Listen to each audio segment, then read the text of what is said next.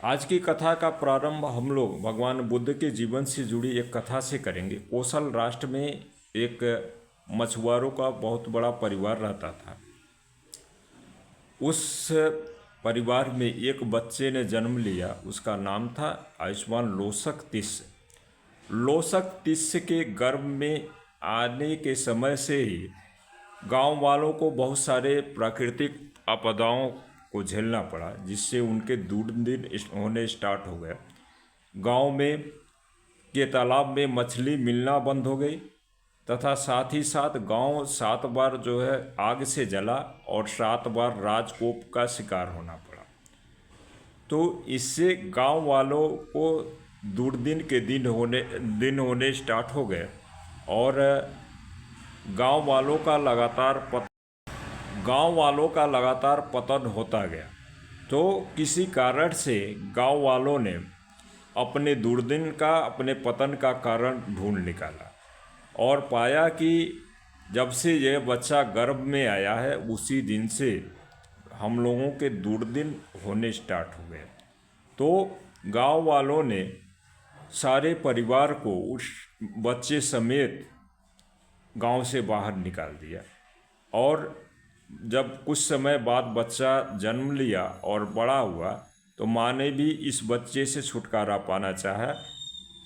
तो माँ ने उस बच्चे को, पास में अन्य कोई पात्र नहीं था, तो एक मानव कंकाल पकड़ाकर गांव में भिक्षाटन के लिए भेज दिया और स्वयं वहाँ से निकल गए।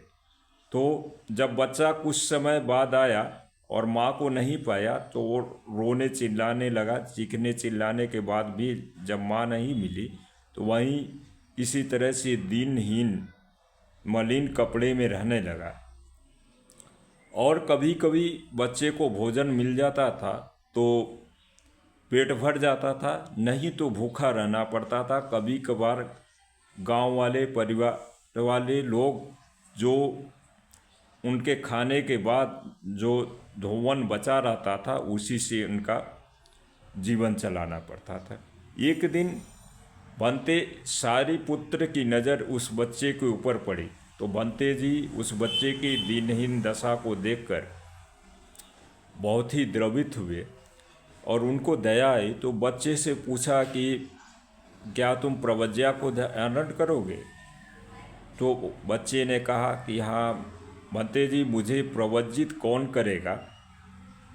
बंते जी ने कहा कि मैं प्रवज्जित करूँगा तुम्हें।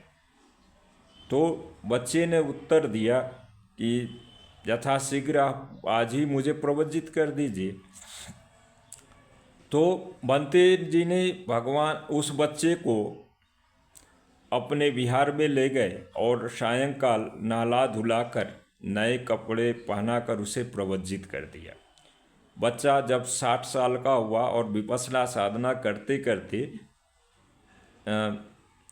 अरहंत अवस्था को प्राप्त हुए तो वह यही बच्चा आगे चलकर आयुष्मान मछुआ पुत्र लोसक तिस्स कहलाए।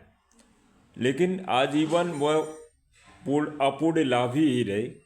कभी भी उनको भरपेट भोजन नहीं मिलता था, चाहे संघ का छोटा सा दान हो चाहे महादान हो, सदैव ये अल्पलाभी ही रहे। कभी पात्र में थोड़ी सी खिचड़ी डाल देने पर ही पात्र भरा पूरा मालूम देता है, जिससे दान देने वाले आगे बढ़ जाते। तो कभी भोजन मिलता ही नहीं, भूखे रहना पड़ता। तो एक दिन आयुष्मान मछुआ पुत्र लोसक तिस्स ने सारिपुत्र भंते जी से कहा कि अब मेरा परिनिर्वाण का समय आ चुका है। तो भंते सारिपुत्र जी ने कहा कि आज मैं तुम्हें भिक्षाटन कराऊंगा, भोजन दान कराऊंगा। तो आयुष्मान मछुआ पुत्र लोसक तिस्स को साथ में लेकर श्रावस्ती नगर में भिक्षाटन के लिए निकले। लेकिन आयुष्मान के साथ में होने के कारण कोई भी भिक्षादान नहीं किया। बाद में भंते सारिपुत्र आयुष्मान लोसक तिस्स को लेकर राजा प्रसेनजीत के दरबार में गए और वहाँ से भोजन लिया। और बंते आयुष्मान लोसक तिस्स से कहा कि आप भोजन करिए, क्योंकि आप अगर भिक्षा पात्र हाथ में लेंगे तो सारा भोजन अदृश्य हो जाएगा और आप भूखे ही रहेंगे। तो उस दिन आयुष्मान लोसक तिस्य ने पूरा उनको भरपेट भोजन मिला और उसी समय परिनिर्वाण को प्राप्त हुए।